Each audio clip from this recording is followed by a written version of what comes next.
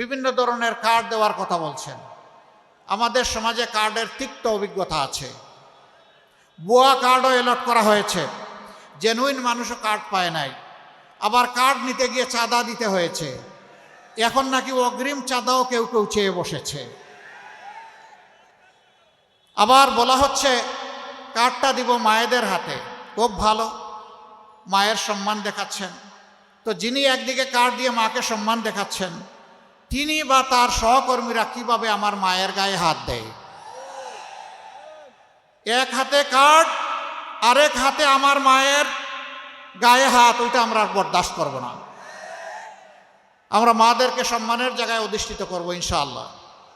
গড়ে চলাচলে এবং তাদের কর্মস্থলে with dignity, personality and high security তারা যাতে কাজ করতে পারেন, সেই পরিবেশ আমরা ইনশাআল্লাহ নিশ্চিত করব। অনেকে আবার অগ্রিম বিভিন্ন জায়গায় বিল্ডিং বানিয়ে দেওয়ার কথা বলছেন। এ অভিজ্ঞতা এই ঢাকার গরিব মানুষগুলার আছে, যাদেরকে এটা বলা হয়েছে অতীতের সবাইকে তাদের এই মামুলি ঠিকানা থেকেও তাড়িয়ে দেওয়া হয়েছে। এ ঠিকানায় তারা আর ফিরে আসতে পারেনি। আমরা চাই না আমাদের এই গরিব ভাই বোনদেরকে বারবার গিনিপিগ বানিয়ে তাদের উপর কেউ এক্সপেরিমেন্ট করুক, আমরা চাই না। এই জাতি তিলে তিলে জর্জরিত। শেখ হাসিনা যখন ক্ষমতা ছেড়ে পালিয়ে যান, বাংলাদেশ তখন বিধ্বস্ত অবস্থায়। ব্যাংকিং ব্যবস্থা মুখ তুবড়ে পড়ে গেছে। শেয়ার বাজার তার আমলেই, তার দুই শাসন আমলে দুইবার লুট হয়েছে। 134 জন মানুষ শেয়ার মার্কেটে সব হারিয়ে আত্মহত্যা করেছে। লক্ষ লক্ষ তরুণ যুবক একদম নিঃস্ব হয়ে গেছে। আরও অনেক বিনিয়োগকারী তারা সব হারিয়ে পথে বসেছে। এবং এই সব কাজগুলা করেছেন শেখ হাসিনা। শেখ হাসিনার আশ্রয় এবং প্রশ্রয়ে এই মহা দুর্নীতি হয়েছে। একদিকে এই দুর্নীতি, আরেকদিকে দুঃশাসন। দুঃশাসনের কবলে পড়েছিল সারা বাংলাদেশ, বিশেষভাবে প্রতিপক্ষ রাজনৈতিক সংগঠনগুলো। এর মাঝে আবার বিশেষভাবে জামাত ইসলামী। এই একটি দলের উপর শতাব্দীর সবচেয়ে বড় জুলুম করা হয়েছে। এক এক করে 11 জন নেতাকে খুন করা হয়েছে। তারপরে 1000 কর্মীকে খুন করা হয়েছে, 5000 কর্মীকে পঙ্গু করা হয়েছে, 700-র মতো সহকর্মীকে গুম করা হয়েছে। তার মধ্যে 8 জন এখনো ফিরে আসেননি আমাদের বুকে। তারা কি আছেন না দুনিয়া ছেড়ে চলে গেছেন? তাদেরকে দুনিয়া থেকে বিদায় করে দেওয়া হয়েছে, আমরা জানি না, তাদের মা বাবারা জানে না, আপনজনরা জানেন না। শুধুই 8 জন নয়, এরকম আরও অনেক মানব সন্তান তারা তাদের আপনজনের বুকে ফিরে আসেননি। সেই কষ্ট, সেই দুঃখ বুকে চেপে আমরা বুকে ধরেই আমরা এগিয়ে চলেছি। এই সব কিছুর পরে 24-এর 5ই আগস্ট একটা পরিবর্তন বাংলাদেশে আসলো। এই পরিবর্তনের নিয়ামক শক্তি ছিল আমাদের যুব সমাজ। এর আগে 15 বৎসরের মতো সময় আমরা ফ্যাসিবাদের বিরুদ্ধে আন্দোলন সংগ্রাম লড়াই করেছি, কিন্তু ফ্যাসিবাদীদেরকে আমরা বিদায় দিতে পারি নাই। আমাদের যুবক যুবতী সন্তান সন্ততিরা তাদের একটি ন্যায্য দাবি নিয়ে তারা আন্দোলনে নেমেছিল। হাতুড়ি, মুগরার লাঠি দিয়ে, বন্দুক আর গুলি দিয়ে তাদের সেই আন্দোলনকে দমানোর চেষ্টা করা হলো। জুলাইয়ের 15 তারিখ ঢাকা বিশ্ববিদ্যালয়ে আমাদের কলিজার টুকরা মেয়েদের উপর আক্রমণ চালালো গুন্ডা বাহিনী। সেদিন তারা ভুলে গিয়েছিল যে তারা মানুষ না অন্য প্রাণী। এই ক্ষত গোটা জাতিকে বিস্ফোরিত করেছিল। সমস্ত মায়ের মনে দুলা লেগেছিল, বিদ্রোহের আগুন জ্বলে উঠেছিল। 16 তারিখ 6 জন সিংহ শার্দুল তারা ফ্যাসিস্ট সরকারের গুলিতে নিহত হলো। বিপ্লবের আইকন আবু সাইদ, বেগম রোকেয়া বিশ্ববিদ্যালয়ের মেধাবী ছাত্র, সে রাস্তায় নেমে, রাজপথে নেমে বলেছিল, হয় আমার অধিকার দে, না হয় আমাকে একটা গুলি দে। সে ডানা মেলে বলেছিল, বুকের ভিতরে তুমুল ঝড়, বুক পেতেছি, গুলি কর। তার আস্থা ছিল, বিশ্বাস ছিল, জনগণের টাকায় কেনা অস্ত্র এবং গুলি তার বুকে বিঁধবে না, কিন্তু না, একটা নয়, দুইটা নয়, তিনটা গুলি করে তাকে খুন করা হয়। তাকে খুন করার পরে নোংরা রাজনীতি শুরু হয়। প্রধানমন্ত্রী থেকে শুরু করে সেই সময়ের সকল নেতা পাতারা বলতে শুরু করলেন সে বাহিনীর গুলিতে নিহত হয় নাই, সহযোদ্ধাদের গুলিতে নিহত হয়েছে। এরপরে বলা হলো কোনো গুলি তার গায়ে লাগে নাই, সে এমনিই পড়ে মরে গেছে। তার পোস্টমর্টম রিপোর্ট নিয়ে জালিয়াতি করা হলো। এরকম জাতির সাথে এরা 15.5 বৎসর চরম জালিয়াতি এবং ধোঁকাবাজি করেছে। সত্য আড়াল তাকে না, বেরিয়ে এসেছে। এই যে আবু সাইদরা বুক পেতে দিয়েছিল কার জন্যে? এই আমরা আপনারা এখানে ওখানে যারা বসে আছি তাদের জন্য। আপনার আমার মুক্তির জন্যে, মাথা উঁচু করে বুক ফুলিয়ে বাংলাদেশে চলার জন্যে, অপশাসনকে বিদায় জানানোর জন্যে, দুর্নীতিকে লাল কার্ড দেখানোর জন্যে, বৈষম্য দূর করার জন্যে, মানুষের ন্যায্য অধিকার প্রতিষ্ঠার জন্যে। এই জন্যে সেদিন আমাদের সন্তানদের স্লোগান ছিল উই ওয়ান্ট জাস্টিস। আমরা সমাজে আর কোনো অবিচার চাই না। অবিচারের সংস্কৃতি থেকে আমরা এই জাতিকে বের করে আনবো। আলহামদুলিল্লাহ তারা বের করে এনেছে, তাদেরকে সেলিউট। তারা যখন রাস্তায় নেমে এসেছে, মায়েরা তখন ঘরে বসে থাকেন নাই, তারাও রাস্তায় নেমে পড়েছেন। সন্তান তার লড়াই করবে অন্যায়ের বিরুদ্ধে, মা বসে থাকবেন ঘরে। বিপ্লবী মাদের জন্য এটা মানায় না। এই জন্যে মারাও সেদিন রাস্তায় নেমে এসেছিলেন। এমনকি এক মা তো তার 10 মাসের অবুঝ শিশুকে বুকে কুলে নিয়েই রাস্তায় নেমে পড়েছিলেন। সাংবাদিকরা তাকে জিজ্ঞেস করেছিল, আপনি এই কাজটা করতে গেলেন কেন? তিনি বললেন, কি কাজ করেছি? বলেন যে আপনি তো সাংঘাতিক কাজ করেছেন। এই অবুঝ শিশুকে বুকে নিয়ে কুলে নিয়ে মুহুর্মুহ গুলির সামনে যেখানে একটার পর একটা বিপ্লবীদের লাশ পড়ছে, সেখানে আপনি আসলেন কেন? তিনি বলেছিলেন, সো হোয়াট, কি হয়েছে? বলে, হ্যাঁ কি হয়েছে মানে? গুলি এসে যদি আপনার বুক কিংবা সন্তানের বুক অথবা দুইজনকেই যদি আফুড় করে দেয়, বলেছে নো ম্যাটার, আমি এবং আমার সন্তান শহীদের তালিকায় নাম লেখায় ফেলব। এরপরে এই মা বললেন, এই সাংবাদিক, তুমি জেনে রাখো, সন্তান আমার কোলে যাকে দেখছো একটাই আমার সন্তান নয়। আজকে বাংলাদেশের রাজপথে যত তরুণ তরুণী যুবক যুবতী রাস্তায় নেমেছে, এই সবগুলো আমার সন্তান। আমি আমার সন্তানদেরকে শক্তি যোগাতে এসেছি। আমি বলতে এসেছি, তোমরা কাপুরুষ হয়ো না, তোমরা লড়ে যাও, বিজয় তোমাদের অনিবার্য। আমরা এই মায়েদের কাছে ঋণী। প্রিয় দেশবাসী, কেমনে এত তাড়াতাড়ি আমরা জুলাইয়ের বিপ্লবীদের ভুলে বসেছি? কেমনে নিজের সাথেই প্রতারণা করা যায় আমি বুঝি না। অনেকে জুলাইকেই স্বীকার করেন না। জুলাই চেতনা ধারণা করে জুলাই সনদ অনেকে বাস্তবায়ন চান না। অনেকে সংস্কারের পক্ষে না, এখন বলেই দিচ্ছেন যে অনিচ্ছা সত্ত্বে আমরা সংস্কারে সাইন করেছি।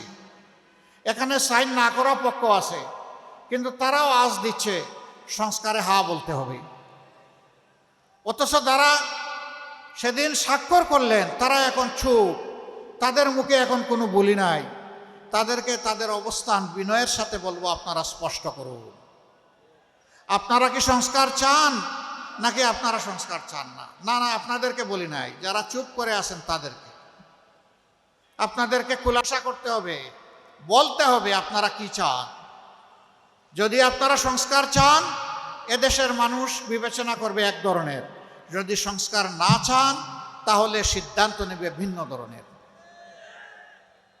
আমি আপনাদের কাছে জানতে চাই, যেই রাজনীতি আমাদেরকে ফেসিবাদ, লুণ্ঠনকারী, দুর্নীতিবাজ, ব্যাংক ডাকাত, মায়ের হত্যাকারী, আমার মায়ের ধর্ষণকারী, ইজ্জত লুণ্ঠনকারী, শিশু হত্যাকারী, বৃদ্ধ হত্যাকারী যে শাসন ব্যবস্থা আমাদেরকে উপহার দিয়েছে, আপনারা কি সেই শাসন চান? পুরানা অবস্থা ফসা সেই শাসন অবশ্যই আপনারা চান না। তাহলে আগামী 12 তারিখ ইনশাআল্লাহ প্রথম ভোট হবে হ্যাঁ। আমরা গণভোটে কি বলবো? প্রথম সিল পড়বে কিসের উপর? হ্যাঁ মানে আজাদি, না মানে গুলামি। আজাদি না গুলামি?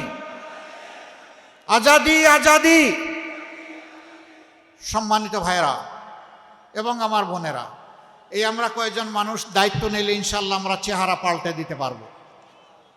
আমরা ঘরে ঘরে, জনে জনে, আপনজন, প্রিয়জন, পাড়া প্রতিবেশী, কর্মস্থলের সাথী সবাইকে আমরা বুঝাবো আমরা মর্যাদা নিয়ে বাঁচতে চাই, আমরা নূতন বাংলাদেশ চাই।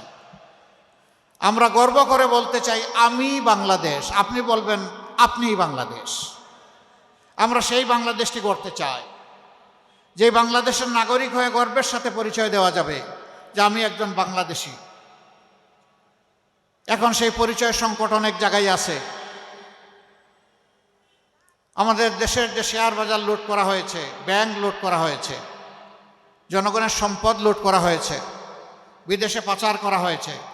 বাংলাদেশ ব্যাংকের তথ্য অনুযায়ী অফিসিয়ালি যেই মানির সন্ধান পাওয়া গেছে তার পরিমাণ হচ্ছে 28 লক্ষ কোটি টাকা। বাংলাদেশের রাষ্ট্রীয় বাজেটের 4 গুণ বার্ষিক বাজেটের। আমরা আপনাদেরকে কথা দিচ্ছি, আপনাদের ভালোবাসায় ভোটে আল্লাহ যদি আমাদেরকে সুযোগ দেন, নির্বাচিত করেন, এই দেশ সেবার দায়িত্ব আমাদের হাতে আল্লাহ তুলে দেন, আমরা ওই সমস্ত লুটেরাদের মুখ দিয়ে হাতের পেটের ভিতরে হাত ঢুকিয়ে আপনাদের এই অর্থ উদ্ধার করে নিয়ে আসবো ইনশাআল্লাহ। এই অর্থ কোনো পরিবার, কোনো গোষ্ঠীর প্রয়োজনে ব্যয় হবে না।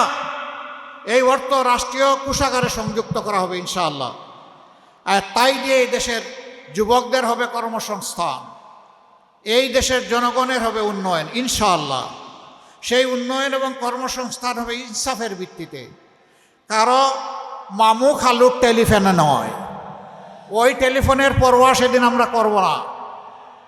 বিবেক দিয়ে ইনসাফ আমরা কায়েম করব ইনশাআল্লাহ। যার যেটা অধিকার, যার যেটা হক, তার হাতে সেটা পৌঁছে দেওয়া হবে আমাদের দায়িত্ব। মানুষকে সেদিন আন্দোলন করতে হবে না, মিছিল করতে হবে না। অনেকে আবার এটার ভুল ব্যাখ্যা করে, কয় আপনারা কি বন্ধ করে দিবেন freedom of expression? No, freedom of এক্সপ্রেশনকে শতবার শ্রদ্ধা করব, আরও বেশি বিকশিত করব। মানুষ কেন তার অর্থের এবং সময়ের অপচয় করে দিনের পর দিন, রাতের পর রাত রাস্তায় পড়ে থাকবে? এটি একটি দেশের জন্য লজ্জা। এ জিনিস আমরা হতে দেব না। মানুষের সমস্যাগুলো মানুষের সাথে ডায়ালগ করে তুলে এনে অগ্রাধিকারের ভিত্তিতে সেগুলো সমাধান করা হবে রাষ্ট্রের দায়িত্ব, এবং এই রাষ্ট্র এটা করবে ইনশাআল্লাহ।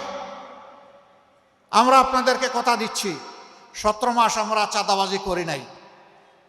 আমি কি ঠিক বললাম না বেঠিক বললাম? 17 মাস আমরা মামলা বাণিজ্য করি নাই। 17 মাস আমরা দখল বাণিজ্য করি নাই। 17 মাস আমরা কোনো মায়ের ইজ্জতে হাত দেই নাই। 17 মাস আমরা কোনো মানুষের গুম হারাম করি নাই। 17 মাস আমরা সমাজে সন্ত্রাস কায়েম করি নাই। আমরা বলেছিলাম এগুলো আমাদের খাসলতের সাথে, চরিত্রের সাথে যায় না, আমরা এগুলা করি না। আগামীতে আল্লাহ যদি আমাদেরকে এই দেশের দায়িত্ব দেন, এগুলো আমরা করতে দেব না। ব্যবসায়ীরা ব্যবসা করবেন নিরাপদে, কোনো টেলিফোন এসে তাকে হুমকি ধমকি দিতে পারবে না। এখন ডিজিটাল যুগ, ইনশাআল্লাহ আমরা সেই অ্যাপস ডেভেলপ করে আপনাদের হাতে তুলে দেব। চাঁদাবাজ আপনার কাছে আসা মাত্রই তার সমস্ত ডকুমেন্ট এবং ইনফরমেশন যথাস্থানে চলে যাবে। আপনার কিছুই করা লাগবে না, স্বয়ংক্রিয়ভাবে অ্যাপস চালু হয়ে যাবে। দুর্নীতিবাজ লুকিয়ে বাঁচতে পারবে না, তারটাও স্বয়ংক্রিয়ভাবে আমাদের জালে ধরা পড়ে যাবে। তবে হ্যাঁ, চাঁদাবাজ, দুর্নীতিবাজ যারা, তাদের জন্য সুসংবাদ আছে।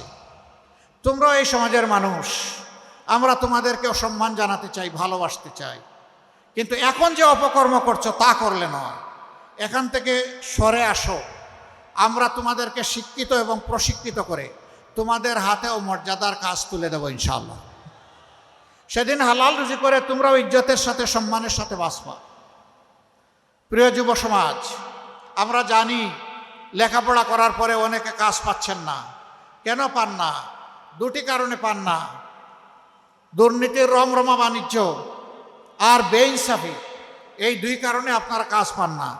আরেকটা কারণ আছে, সেই কারণ হলো যে শিক্ষাটা আমাদের সন্তানদেরকে দেয়া হচ্ছে, এই শিক্ষা দুনিয়ার অনেক প্রয়োজন পূরণের উপযুক্ত নয়। ইনশাআল্লাহ আমাদের কাজ হবে শিক্ষায় নজর দেওয়া, দক্ষ মানুষ তৈরি করা, চরিত্রবান দেশপ্রেমিক নাগরিক তৈরি করা, যারা দেশকে নিজের অন্তরে ধারণ করবে, বলবে এদেশ আমার দেশ, 18 কোটি মানুষের কাছে আমি ঋণী, আমার শিক্ষার বিকাশে সকলের অবদান আছে, অতএব আমাকে ঋণ পরিশোধ করতে হবে এই জাতির। এই অনুভূতি নিয়ে তারা জাতিকে সেবা দিবে ইনশাআল্লাহ। আমরা পরিষ্কার বলে দিচ্ছি, যুবক ভাই ও বোনেরা, তোমাদের হাতে আমরা কোনো বেকার ভাতা তুলে দেব না। এই বেকার ভাতা তুলে দিয়ে আমরা তোমাদেরকে অপমানিত করতে চাই না। তোমাদের হাতগুলাকে দেশ গড়ার দক্ষ কারিগরের হাতে হাত হিসাবে গড়ে তুলে তোমাদের হাতে উপযুক্ত কাজ তুলে দিতে চাই। সেদিন এই কাজ করবা, দেশ গড়বা, বুক ফুলিয়ে বলবা আমি বাংলাদেশ, এ বাংলাদেশ আমার, এ বাংলাদেশের জন্য আমি অনেক কিছু করতে চাই। যেইভাবে বুক চিতিয়ে যুদ্ধ করেছিলাম, লড়াই করেছিলাম, সেই লড়াইয়ের দাবি আমার কার্যক্রম দিয়ে আমি পূরণ করতে চাই। যুবকরা রাজি নাকি বেকার ভাতা? না, বেকার ভাতা নাই। ওকে ফাইন, ইনশাআল্লাহ আমরা সবাই মিলে বাংলাদেশ গড়ব। আমি কি করব? আমি তো একজন বয়স্ক মানুষ, আমাকে কি তোমাদের দলে রাখবা? আমি আছি তোমাদের সাথে, আমিও যুবক আলহামদুলিল্লাহ। যুবক সেই ব্যক্তি যার যৌবনের উদ্দীপনা থাকে, বুড়া সেই ব্যক্তি বয়স 22 বছর হলেও সব কিছু দেখে যে ভয় পায়, সে হইল বুড়া। আমরা ওই বুড়া হতে চাই না ইনশাআল্লাহ তাআলা আজিম। এই এলাকা বাংলাদেশের সবচাইতে শিক্ষিত মানুষের এলাকা। এই এলাকার মানুষ বহু জাতের অশান্তিতে আছেন। সবচেয়ে বড় অশান্তিটা তাদের উপর নানা ধরনের মানসিক নির্যাতন করা হয়। আমরা এই ভাই বোনদেরকে আশ্বস্ত করছি, আপনাদের বুটের আমানত যদি আমাদেরকে সমঝান, আমাদের উপর আস্থা রেখে, আমাদের দায়িত্ব হবে আপনাদের আস্থার প্রতিদান দেওয়া। তখন আর কোনো জালেম ওই টেলিফোন করে আপনাকে কষ্ট দিতে পারবে না, বাড়ির গেইটে এসে হুমকি দিতে পারবে না, সন্ত্রাসী পাঠিয়ে আপনার জীবনকে অতিষ্ঠ করে তুলতে পারবে না। ইনশাআল্লাহ আমরা ওই সমস্ত সন্ত্রাসী এবং দুর্নীতিবাজদের গাছের পাতা ধরে টান দিব না, ওদের মূল সহ টান দিব। সুযোগ দিব সংশোধনের, সুযোগ গ্রহণ না করলে শাস্তির জন্য তাদেরকে প্রস্তুত থাকতে হবে। এই ব্যাপারে আমরা হব চরম কঠোর এবং নির্দয়। এই ব্যাপারে কাউকে ছাড় দেওয়া হবে না। ধর্ম বর্ণ দল নির্বিশেষে যোগ্য ব্যক্তিটি যোগ্য জায়গায় পৌঁছে যাবেন সমাজের, এটি তার অধিকার। এটা আমরা নিশ্চিত করব ইনশাআল্লাহ। আমরা সমাজে ন্যায় বিচার সবার জন্য কায়েম করব, এটি আমাদের অঙ্গীকার। ন্যায় বিচার কায়েম না হলে একটা সমাজ কখনো টেকসই সমাজ হবে না, সভ্য সমাজ হবে না, উন্নয়ন অগ্রগতি অর্জন করতে পারবে না। যে অপরাধে একজন সাধারণ মানুষের বিচার হবে, শাস্তি হবে, একই অপরাধ করলে দেশের প্রেসিডেন্টকে আমরা ছেড়ে কথা বলবো না, তাকেও সমানভাবে বিচারের আওতায় আসতে হবে। কারো জন্য কোনো ধরনের ইম্পিউনিটি থাকবে না, কোনো দায় মুক্তি দেওয়া হবে না, সবাইকে দায়ী থাকতে হবে তার কর্মের জন্য। আমরা সেই বাংলাদেশকে গড়তে চাই। আরেকটা কথা আমাদের, আমরা চাই না আমি জামাতের আমির, বংশানুক্রমে আমার ছেলে হোক জামাতের আমির। আমরা ওই পরিবারতান্ত্রিক রাজনীতি চাই না, যে রাজনীতিতে পরিবার ছাড়া অন্য কেউ যোগ্য হলেও আসার সুযোগ নাই, সেই রাজনীতি আমরা দেখতে চাই না। ও রাজনীতির পরিবর্তন চাই। রাজার ছেলে রাজা হবে, একজন শ্রমিকের ছেলেও প্রধানমন্ত্রী হবে ইনশাআল্লাহ, যদি তার যোগ্যতা থাকে। ওই বাংলাদেশ আমরা গড়তে চাই, যেখানে সত্যিকারের মেরিটোক্রেটিক সোসাইটি হবে, যেখানে পলিটোক্রেটিক সোসাইটি হবে না, রাজনীতির আনুগত্য দেখে কাউকে মূল্যায়ন করা হবে না, মূল্যায়ন করা হবে তার মেধা এবং দেশপ্রেম দেখে। এই দুই জিনিস যার আছে সে অবশ্যই মূল্যায়িত হবে। সেই দেশটাই আমরা করতে চাই। অনেকে বিভিন্ন ধরনের কার্ড দেওয়ার কথা বলছেন। আমাদের সমাজে কার্ডের তিক্ত অভিজ্ঞতা আছে। ভুয়া কার্ডও এলট করা হয়েছে, জেনুইন মানুষও কার্ড পায় নাই। আবার কার্ড নিতে গিয়ে চাঁদা দিতে হয়েছে। এখন নাকি অগ্রিম চাঁদাও কেউ কেউ চেয়ে বসেছে।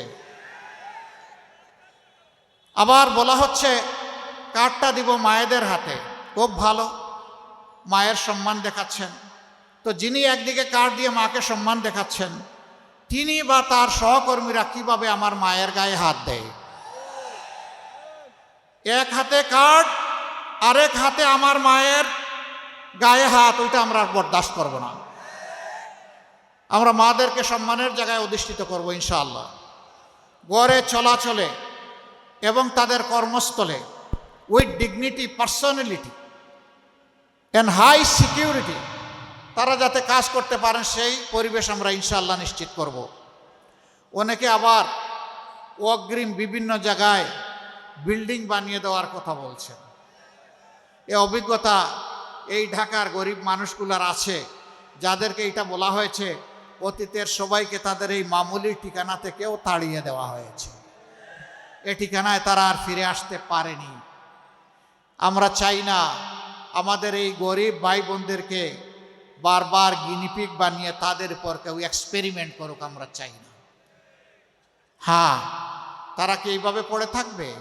না, তাদেরও জীবনমানের প্রতি দৃষ্টি দেওয়া হবে। বরঞ্চ একটি জনকল্যাণমূলক সরকারের প্রথম দায়িত্ব হবে রাষ্ট্রে যারা সবচাইতে বেশি পিছনে আছে, পিছিয়ে পড়েছে, তাদেরকে তুলে আনা আগে। তারাও মানুষ, তারাও আমাদের ভাই, তারাও আমাদের বোন, তাদেরকে আমাদের সম্মান করতে হবে, তাদের দিকটাও আমাদের আপহোল্ড করতে হবে। শিক্ষা শুধুমাত্র সামর্থ্যবান লোকের সন্তানদের জন্য থাকবে, এটাও আমরা মানব না।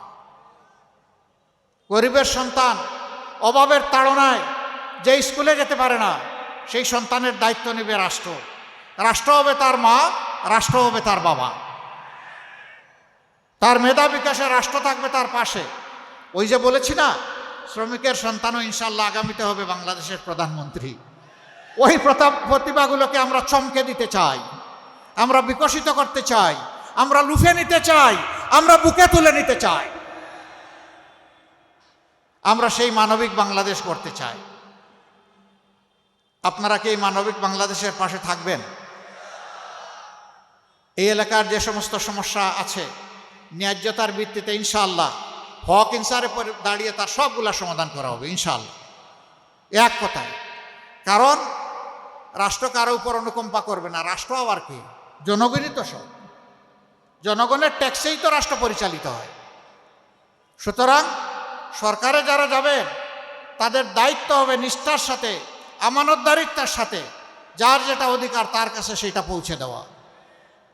আমরা ঘোষণা করেছি আমাদের দল থেকে ইউনিয়ন পরিষদের মেম্বার থেকে শুরু করে জাতীয় পরিষদের মেম্বার যারা নির্বাচিত হবেন, আল্লাহর মেহেরবানিতে আপনাদের ভালোবাসা এবং ভোটে বছরে একবার শুধু নিজেদের নয়, নিজেদের পরিবারেরও সকল সদস্যের আর্থিক হিসাব জনগণের সামনে দিতে হবে। সংশ্লিষ্ট এলাকার জনগণের এটা জানার অধিকার থাকবে।